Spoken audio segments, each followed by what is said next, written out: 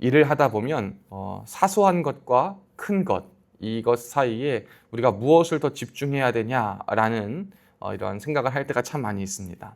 너무나 사소한 것에 목숨을 걸고 사소한 것에 너무나도 큰 신경을 쓰면 일이 진전이 안 되고 우리가 생각했던 큰 그림들, 그 계획들이 이루어지지 않을 때가 지연될 때가 참 많이 있습니다.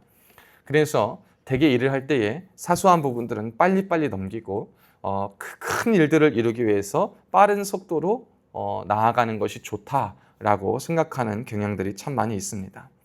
그래서 그 일뿐만 아니라 우리의 대화나 우리의 모든 것 속에서도 조그만 어떠한 순간의 것들, 작은 것들은 놓친 채 큰 것만 바라보고 지나갈 때가 참 많이 있습니다. 그러나 우리는 작은 것에 굉장히 신경을 쓰는 사람이 되어야 합니다.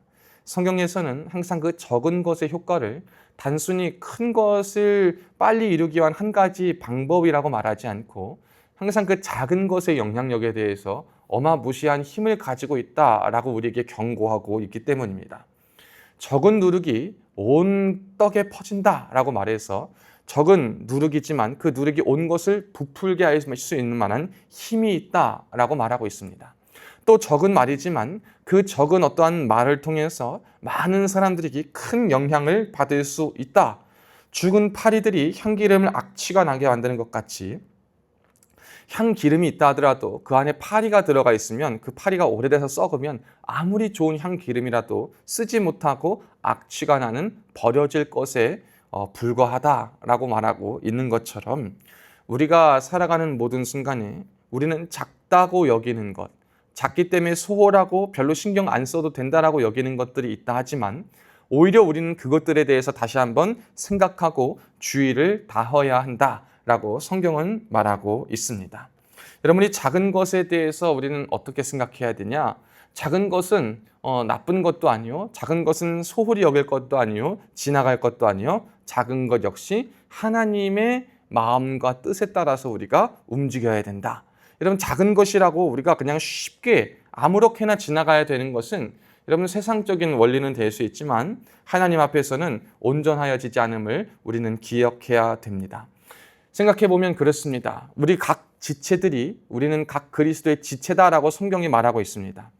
우리는 이 몸 중에서 나름의 경중을, 나름의 귀하고 귀하지 않음을 생각하며 살아갑니다. 그러다 보니까 우리가 지체다라고 생각했지만 교회 안에서 하는 역할 혹은 세상 가운데 비춰지는 역할들을 통해서 그 조금 더 귀한 것과 천한 것, 조금 귀한 것과 덜 귀한 것을 나누기를 시작합니다. 그리고 더 귀해 보이는 것에 큰 마음과 더 큰 관심을 두는 것이 우리의 어쩌면 당연한 일일지도 모릅니다. 그런데 성경은 그렇게 이야기합니다. 너희 몸 중에 더 귀한 것이 어디 있고 덜 귀한 것이 어디 있느냐? 더 귀한 것과 덜 귀한 것이 분명히 없다라고 말하지만 우리가 살아갈 때 그것을 깨닫는 것은 언제냐면 실제 우리가 그 부분이 아파 봤을 때 그제야 비로소 덜 귀한 것은 없구나. 손톱도 아무렇지 않은 것 같아도 손톱이 어디에 속이 찔려가지고 손톱이 막 들고 일어나서 멍들면 그 고통을 겪은 다음에 그 다음에 손톱의 귀중함을 알아요. 살을 보호하고 있구나. 이 손톱 때문에 우리가 참 많은 것을 누리고 있구나. 누르는 것도 손톱 때문에 편하고 있구나. 여러분 정말 아무것지 않은 것 같은 것도 우리가 고통을 느끼고 통증을 느낄 때 비로소 그 작은 것에 대한 무엇을 느낍니까? 소중함을 느낍니다. 성경이 우리에게 이 작은 것에 대해서 신경 쓰라 라고 말하는 것은 뭐냐면 늘 꼭 상실의 아픔과 어떠한 고통의 연단을 겪고 나서 깨닫는 자가 되는 것이 아니라 하나님이 저와 여러분에게 미리 알려주신 이 지혜로 이미 너의 삶에 주어진 소중한 것들, 작은 것이나 큰 것이나 막론하지 말고 조그만 것부터 신경 쓰며 주의를 다하며 사는 삶을 살아라. 말씀을 통해서 저와 여러분에게 깨우쳐주고 계신 줄로 믿습니다. 그러니 여러분, 오늘을 살아갈 때 여러분의 사소하게 보이는 사소한 사람 혹은 사소한 말, 사소한 표정, 사소한 행동, 이 사소함을 오늘 한번 잘 신경 써보실 수 있기를 바랍니다. 사소함 속에 하나님의 마음이 담겨 있고 이 사소함 속에 우리가 놓치는 것들이 분명 있을 수 있기 때문입니다. 그리고 나서 또 오늘 본문이 저와 여러분에게 말하는 가장 귀한 것은 뭐냐면 2절 말씀입니다. 우리의 마음이 어디에 있냐라는 것입니다. 성경은 오른쪽과 왼쪽에 대해서 우리에게 의미를 줄 때가 참 많이 있습니다. 그래서 저는 밥 먹을 때 왼손으로 먹고, 그러니까 글씨 쓸 때 빼고는 다 왼손으로 씁니다. 물론 양손을 다 쓰긴 하지만 오른손으로 하는 것은 글씨 쓰는 것밖에 없습니다. 근데 옛날에 어른들은 한국에 이렇게 왼손으로 글을 쓰거나 왼손으로 뭘 하게 되면 때려서라도 오른손으로 고치라 그래요. 왜 그러냐면 왼손으로 하면 뭐 재수가 없거나 뭐가 좀 안 좋거나 뭐 그렇다라고 합니다. 그만큼 우리나라 문화 가운데 왼손을 사용하는 것에 대한 어떠한 안 좋은 이미지가 있는 것처럼 성경에서도 오른쪽과 왼손잡이를 나쁘다라고 구분하는 것은 아니지만 상징적으로 오른손에 붙들려 있다라는 것은 하나님의 의로운 손, 의의 도구, 옳은 방향으로 쓰이는 것과 같이 왼쪽이라는 것은 약간 좀 부정하고도 좀 나쁜 것처럼 여겨질 때가 참 많이 있습니다. 마찬가지로 지혜자의 마음은 하나님 가운데 있고 우매자의 마음은 왼쪽에 있다라고 말합니다. 그런데 이 왼쪽과 오른쪽에 대해서 오늘 본문을 통해 쭉 살펴보면 이 우리의 마음이 어디 있느냐를 살펴보면 그것을 어떻게 표현하고 있냐, 어떻게 하나님에 있는 것이고 어떻게 하나님이 아닌 다른 것에 있는 것이냐, 그 자세한 사항들을 본문은 저와 여러분에게 말해주는데 먼저는 12절로 15절 그리고 20절 말씀을 한번 살펴봐야 됩니다. 거기에서는 우리의 마음이 어디에 있느냐, 마음의 방향이 하나님께 있냐 하나님께 있지 않느냐를 여러분의 입의 말들을 통해 확인할 수 있다라고 말합니다. 여러분, 우리의 입에 담겨져 있는 이 말, 어떤 말이 우리 가운데 나오는가? 여러분, 이것이 우리가 하나님 쪽에 있는가 아니면 우매자의 쪽에 있는가 라는 것을 보여주는 가장 첫 번째 지표다라고 말하고 있습니다. 12절에 지혜자의 입의 말은 은혜롭다라고 말합니다. 지혜자라는 것은요, 어떤 지혜가 많고 특별한 뭔 지식이 있다라는 것이 아니라 하나님을 경외하는 사람들입니다. 여러분, 하나님을 경외하는 사람들의 입들은요, 무엇을 말하냐? 부정적인 것을 말하지 않아요. 마치, 그러나 여기서 조심해야 될 것은 예레미야가 그의 사명은 이스라엘 백성들, 유다 백성들이 이제 바벨론에게 항복하고 멸망당할 것이다 라는 것을 계속 선포하는 것이 그의 사명이었어요. 그 말이 우리의 관점으로 보면 부정적인 것처럼 들릴 수 있지만 그 말이 단순히 부정적인 것이 아니면 뭐냐면 그 안에는 회개의 메시지가 담겨 있었어요. 너가 회개하고 돌이키면 하나님은 너를 다시 한번 용서하실 것이다. 빨리 돌이켜라 라는 말을 하고 있었어요. 그러나 그 말을 듣지 않은 자들에게는 하나님께서 약속하시고 두신 70년의 징계를 겪을 수밖에 없다. 그러니까 다른 동맹국들을 만들지도 말고 다른 나라들과 손을 잡지도 말고 그저 빨리 항복하고 그냥 그 징계를 받는 것이 너의 길이다 라고 말합니다. 이 말은 부정적인 말일까 아닐까라고 봤을 때 여러분, 우리가 이걸 기억해야 돼요. 하나님이 내게 들려주신 말을 하는 것은 긍정과 부정이 상관없이 모든 것이 귀하고 긍정의 말인 줄로 믿어야 합니다. 하나님이 내게 들려주시는 말, 선지자는 가장 기억해야 될 사명의 첫 번째는 뭐냐면 하나님이 그에게 하게 하신 말을 하는 것이 선지자의 사명이다라고 예레미야와 에스겔은 말하고 있어요. 그 당시에 예레미야가 하는 그 말을 많은 유다 사람들은 듣기 싫어했고 하나냐와 같은 거짓 선지자들이 출몰하여서 예레미야의 메시지, 포로 70년이라는 그 메시지를 거짓으로 오히려 만들어버리기를 원했습니다. 그러나 그럼에도 불구하고 하나님께서 그에게 들려주신 그 말은 성취가 있는 말이요, 효험이 있는 말이기 때문에 성취가 되었습니다. 그 말은 그들의 인생에 죄 가운데 살아가는 인생 가운데는 단순히 보여지는 것들이 긍부정으로 그 말을 판단하겠지만 하나님을 두려워하고 하나님을 경외하는 사람들의 말은 하나님의 마음과 하나님의 뜻에 따라 그 말을 내뱉고 그 뜻이 만약에 나에게 좋지 않게 들려진다라고 하면 그 말은 부정의 의미가 아니라 나를 회개하고 돌이키시는 하나님의 마음이 담겨 있구나를 깨닫게 되는 거예요.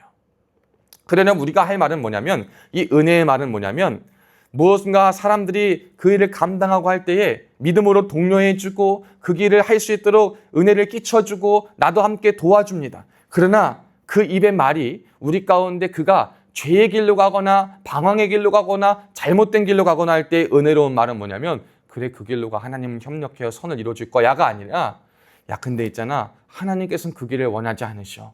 네가 지금 생각하고 원하는 그 길은 하나님께서 말씀하시는 그 길이 아니야 라고 말하여 줄 수 있는 그 말이 지혜자의 말이요 은혜로운 말인 줄로 믿습니다.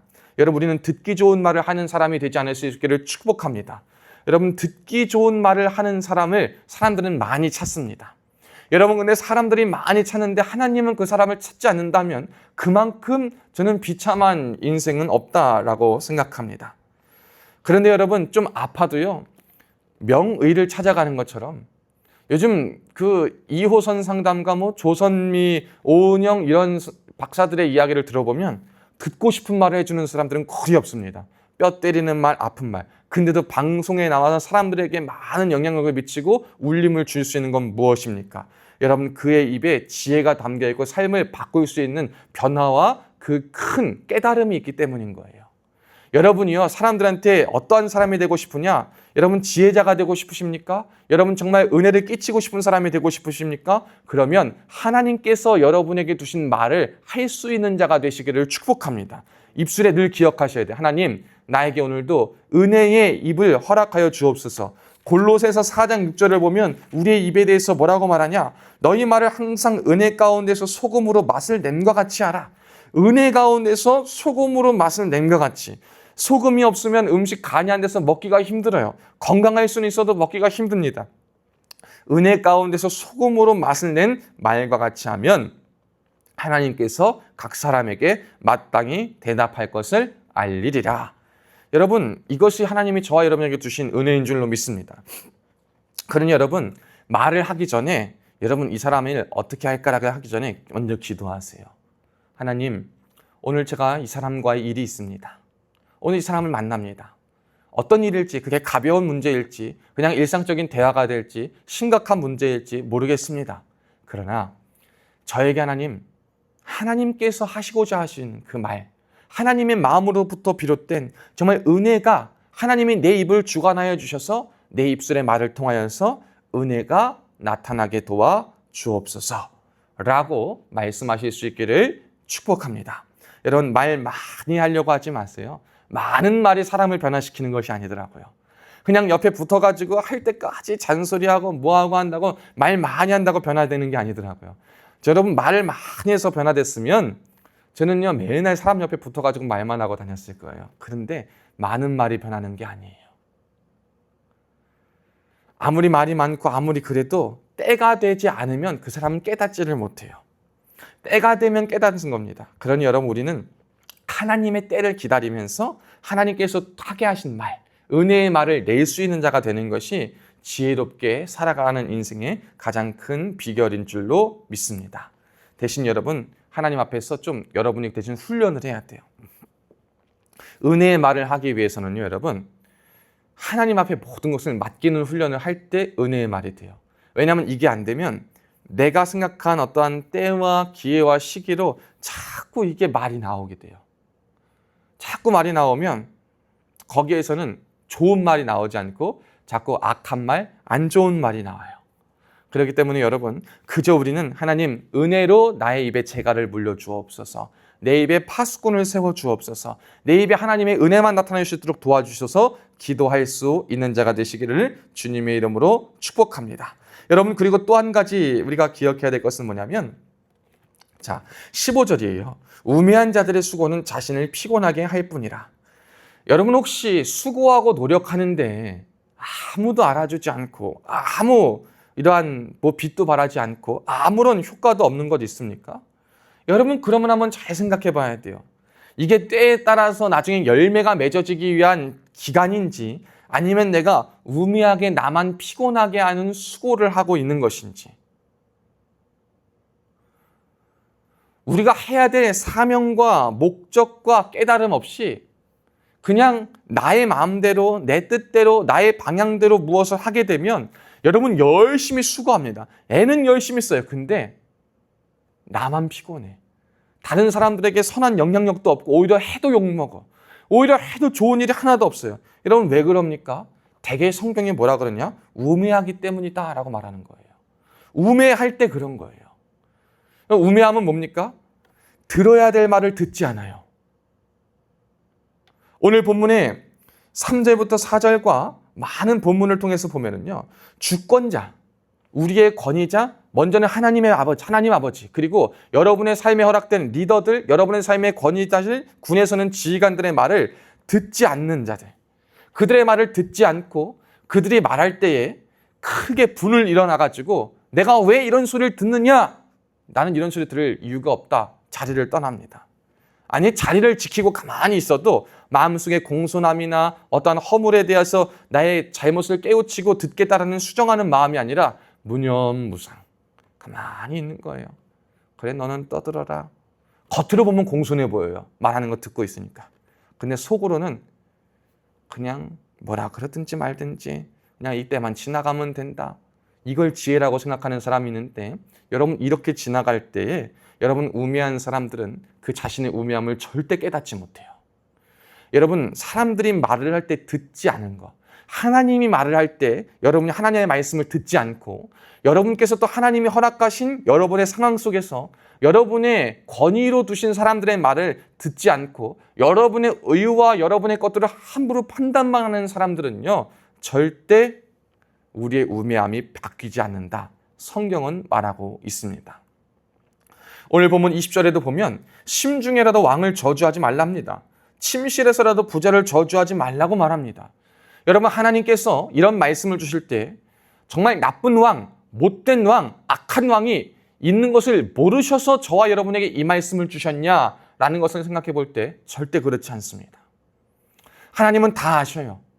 그런데 하나님께서 왜 이런 말을 주시냐? 우리는 막 그런 말 하죠. 아니, 어떻게 그래도 그렇게 합니까? 어떻게 그래도 그렇습니까? 그런데 하나님께서는 저와 여러분에게 그걸 하시는 거예요. 그건 너의 훈련이다. 여러분, 그렇지 않으면 우리가 안 깎이거든요. 내가 정말 잘하고 말 잘 듣고 나의 허물은, 제가 지난주에 어떤 병사랑 이야기하는데 굉장히 큰 충격을 받은 얼굴이더라고요. 그러면서 이야기를 해요. 자기는 태어나서 그런 말을 처음 들어봤대요. 20대 초반이니까. 그래서 왜, 무슨 말을 들었는데? 그랬더니 개념 없다는 말을 들어서 너무 충격적이라는 거예요. 그래서 지금 와서 보니까 이렇게 그 앞에서 웃진 않았지만 재미가 있더라고요. 개념 없다는 말 한마디를 듣고도 이렇게 충격을 받을 때가 있구나. 참 지금 와서 보면 우리가 사회생활을 하고 뭘 하다 보면 그 말은 그냥 뭐 해서 좋은 말은 아니고 덕이 되는 말은 아니지만 그냥 좀 생각해 볼 수 있는 말인데, 그 아이의 행실이나 모습을 보면 나쁜 친구도 아니고 일도 잘하는 친구입니다. 근데 그러니까 자기한테 뭐가 있는 거예요? 나름대로 지금까지 잘해왔고, 나름대로 지금까지 남들한테 모난 행동 안 해왔고, 어디 가서도 나쁜 소리 안 들어봤으니까 개념 없다라는 말을 듣는 게 이 아이의 인생에는 상당하고도 큰 충격이 되는 거예요.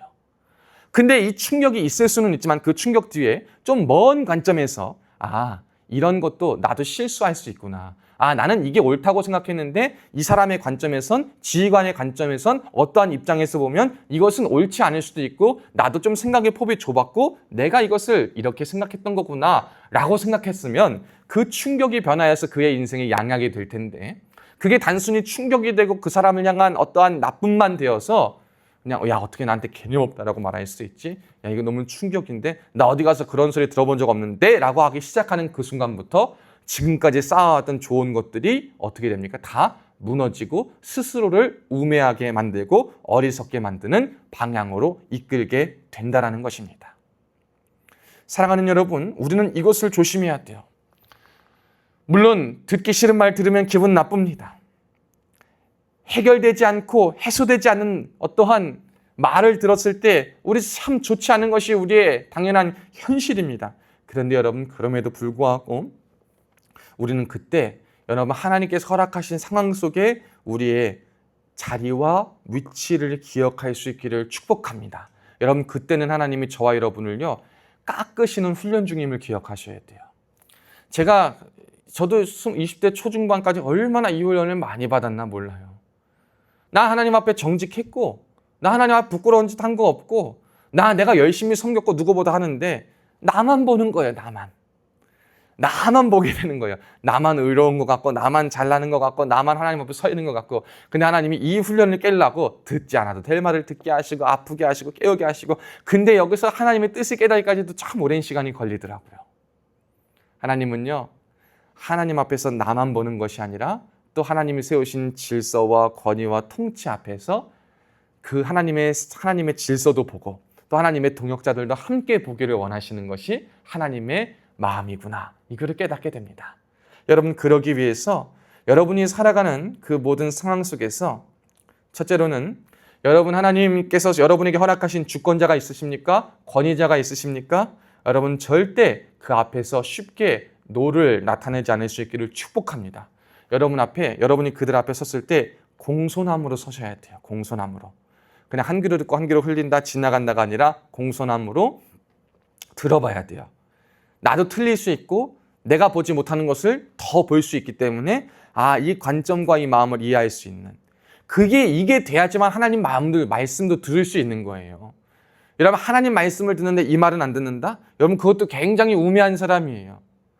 하나님 말씀만 듣는다고 하고 그냥 하나님만 하는데 세상 가운데는 개떡같이 사는 사람들, 우매한 사람이에요. 하나님 지혜롭다고 말 안 합니다.